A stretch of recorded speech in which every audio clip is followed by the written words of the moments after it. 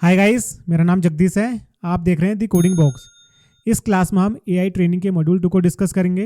इस मॉड्यूल में हम एक्सेल के कुछ इंपॉर्टेंट एआई फीचर और फंक्शन को प्रैक्टिकली समझेंगे और जानेंगे कि इनकी हेल्प से हम अपने डेली एक्सेल टास्क को कैसे आसान और फास्ट बना सकते हैं।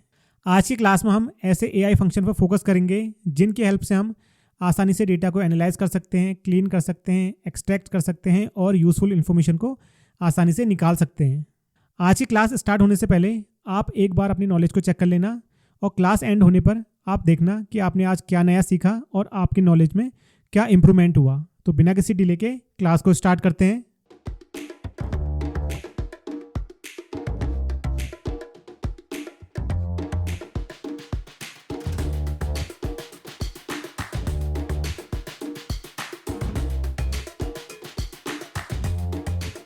हाय गाइस, हम मेन स्क्रीन पर आ चुके हैं। आज की क्लास को स्टार्ट करते हैं। इस क्लास में हम एक्सेल के कुछ इंपॉर्टेंट एआई फंक्शन और फीचर के बारे में प्रैक्टिकली समझेंगे। इस पूरी क्लास में हम ऑफिस 365 का यूज़ करेंगे, इसलिए हो सकता है कि जो ऑफलाइन वर्जन है उनमें कुछ एआई फंक्शन और फीचर अवेलेबल ना हो या उनका इंटरफेस थोड़ा सा अलग दिखाई दे। लास्ट क्लास में हमने वी स्टैक फंक्शन को डिस्कस किया था जो ऑफिस 365 में अवेलेबल है। ऑफिस 2021 या इससे पहले वाले वर्जन में वो अवेलेबल नहीं है। तो सबसे पहले हम सीक्वेंस फंक्शन को डिस्कस करते हैं और देखते हैं कि हम सीक्वेंस फंक्शन को किस किस तरह से यूज़ कर सकते हैं। एग्जांपल 1 देखते हैं। जो सीक्वेंस फंक्शन होता है इसका जो मोस्टली यूज़ होता है सीरियल नंबर के लिए होता है। तो यहाँ पर हमने सीक्वेंस फंक्शन का यूज़ किया और जितने सीरियल नंबर चाहिए वो यहाँ पर एंटर कर देंगे। हमें 10 तक सीरियल नंबर चाहिए तो हमने यहाँ पर 10 लिखा, ब्रैकेट को बंद किया, एंटर प्रेस किया। तो यहाँ पर देखिए 1 से लेकर 10 तक सीरियल नंबर जनरेट हो चुके हैं। दूसरा एग्जाम्पल देखते हैं। अब यहाँ पर हमें वीक डेज निकालने हैं। उसके लिए हम क्या करेंगे, यहाँ पर सीक्वेंस फंक्शन का यूज़ करेंगे और वीक में 7 डेज होते हैं। ब्रैकेट को बंद किया, एंटर प्रेस किया।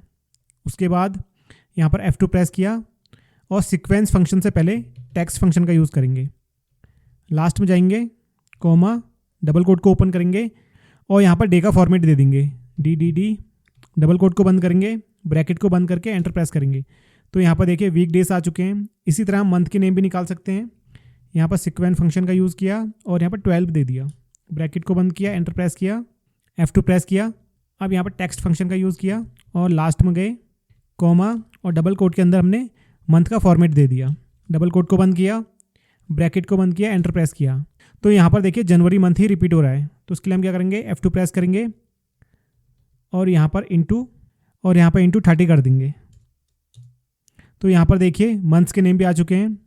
अब नेक्स्ट एग्जांपल देखते हैं। अब यहाँ पर हमें सीरियल इस फॉर्मेट में चाहिए। सबसे पहले SR नंबर लिखाना चाहिए, फिर डैश, फिर 1।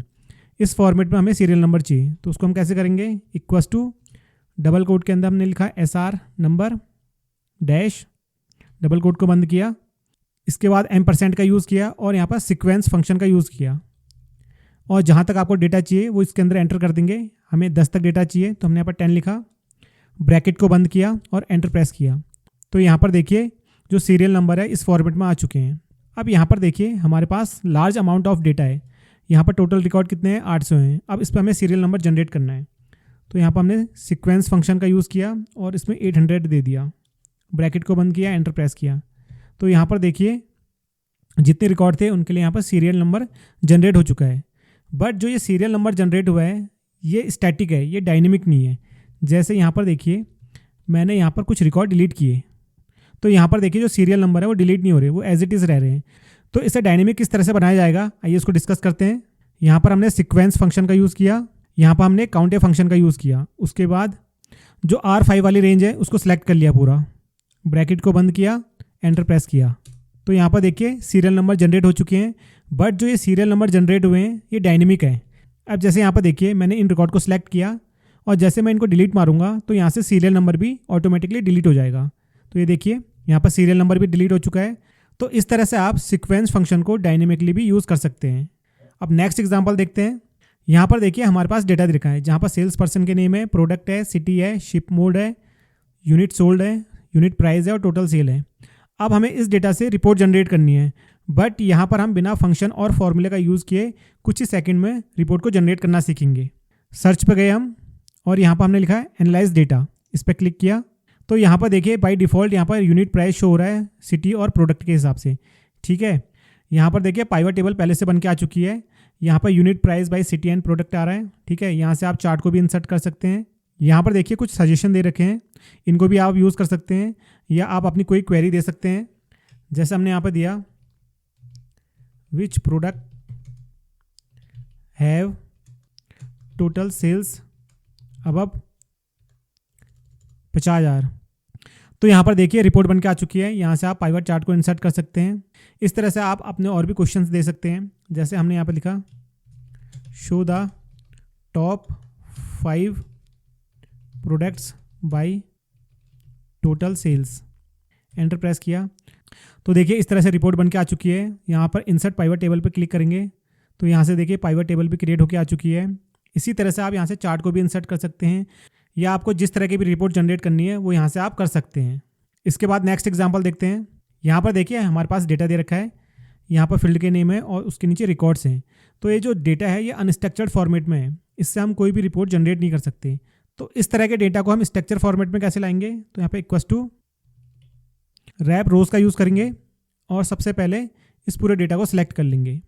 F4 को 1 टाइम प्रेस किया, कोमा, उसके बाद आता है रैप काउंट।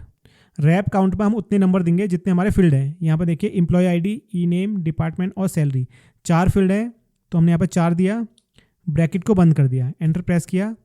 तो यहाँ पर देखिए जो हमारा डेटा है वो प्रॉपर फॉर्मेट में आ चुका है। यहाँ पर एम्प्लॉय आईडीज़ आ रही हैं, यहाँ पर ईएमपी नेम आ रहा है, यहाँ पर डिपार्टमेंट का नेम आ रहा है और यहाँ पर सैलरी आ रही है। तो इस तरह से आप रैप कॉलम का यूज़ कर सकते हैं। अब नेक्स्ट एग्जाम्पल देखते हैं। अब हम क्विक एक्सेस टूल के बारे में डिस्कस करेंगे। क्विक एक्सेस टूल का यूज़ करके हम स्मॉल अमाउंट डेटा पर क्विकली फॉर्मेटिंग कर सकते हैं, चार्ट को क्रिएट कर सकते हैं, किसी भी डेटा का टोटल कर सकते हैं, टेबल क्रिएट कर सकते हैं, स्पार्क लाइन अप्लाई कर सकते हैं। तो ये सारी चीज़ें हम क्विक एक्सेस टूल का यूज़ करके कर सकते हैं। इसका यूज़ करने से पहले हमें डेटा को सिलेक्ट करना पड़ेगा। अब जैसे यहाँ पर देखिए मंथ है और मंथ की सेल दे रखी है, यहाँ पर हमने सेल को सिलेक्ट किया और जो क्विक एक्सेस टूल होता है इसकी शॉर्टकट की होती है कंट्रोल के साथ AQ। मैंने यहाँ पर कंट्रोल के साथ AQ प्रेस किया तो यहाँ पर देखिए ओपन हो चुका है। यहाँ से आप इसमें डेटा बार को ऐड कर सकते हैं, कलर को ऐड कर सकते हैं, आइकन सेट कर सकते हैं, ग्रेटर देन, टॉप 10% दे सकते हैं, यहाँ से क्लीन कर सकते हैं। हमने यहाँ से डेटा बार दिया तो इस तरह से आप इसका यूज़ कर सकते हैं। एक और एग्जांपल देखते हैं इसका। अब यहाँ पर देखिए मंथ्स दे रखे हैं और यहाँ पर प्रॉफिट और लॉस दे रखा है। तो हमने इसको सिलेक्ट किया, ऑल्ट के साथ AQ प्रेस किया और यहाँ पर आइकन सेट कर सकते हैं। तो यहाँ पर देखिए आइकन सेट है, इस पर क्लिक किया तो यहाँ पर देखिए जो प्रॉफिट है वो इस तरह से शो हो रहा है और जो लॉस है वो इस तरह से शो हो रहा है। नेक्स्ट एग्जांपल देखते हैं। यहाँ पर देखिए कुछ स्टूडेंट हैं और उनके यहाँ पर कुछ मार्क्स दे रखे हैं। अब इन्हें हमें सम करना है तो मैंने इस डेटा को सिलेक्ट किया, कंट्रोल के साथ AQ प्रेस किया, यहाँ पर टोटल्स पे गए और यहाँ पर सम पर क्लिक कर दिया तो देखिए बॉटम में सम आ चुका है। अब हमें राइट साइड भी सम चाहिए, फिर से AQ प्रेस किया, टोटल्स पे गए और यहाँ पर क्लिक कर दिया तो इस तरह से देखिए राइट साइड में भी सम आ चुका है और बॉटम में भी सम आ चुका है। एक और एग्जांपल देखते हैं इसका।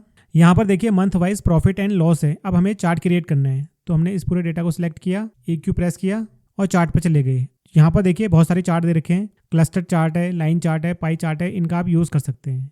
मैंने इस पर क्लिक किया और यहाँ पर देखिए चार्ट क्रिएट होकर आ चुका है, ठीक है। इस तरह से यहाँ से आप इसका कलर भी चेंज कर सकते हैं। तो इस तरह से आप क्विक एनालिसिस टूल का यूज़ करके चार्ट को भी क्रिएट कर सकते हैं। एक और एग्जाम्पल देखते हैं इसका।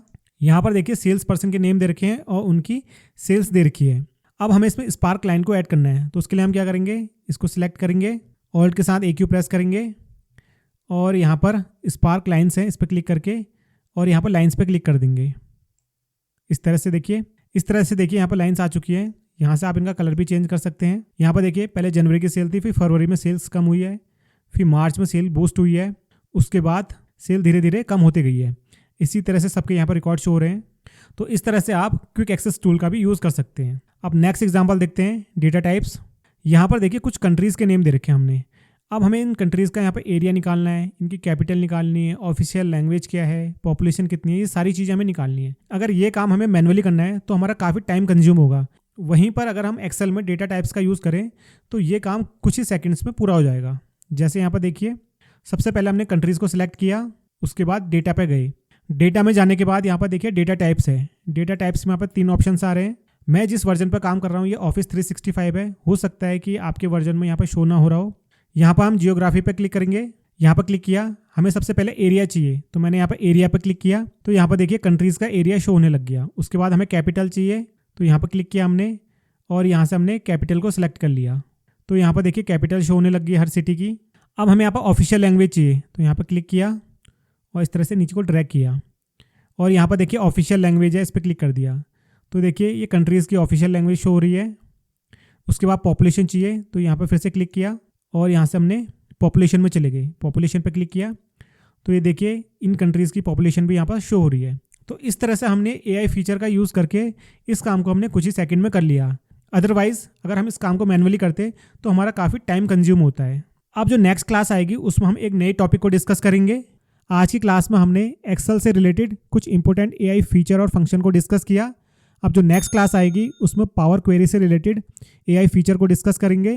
आज की क्लास से रिलेटेड अगर आपकी कोई क्वेरी या डाउट्स है तो कमेंट बॉक्स में कमेंट कर सकते हैं। डिस्क्रिप्शन पर लिंक दिया गया है जहां से आप आज की जो क्लास है इसकी प्रैक्टिकल फाइल को डाउनलोड कर सकते हैं। मिलते हैं फिर नेक्स्ट क्लास में।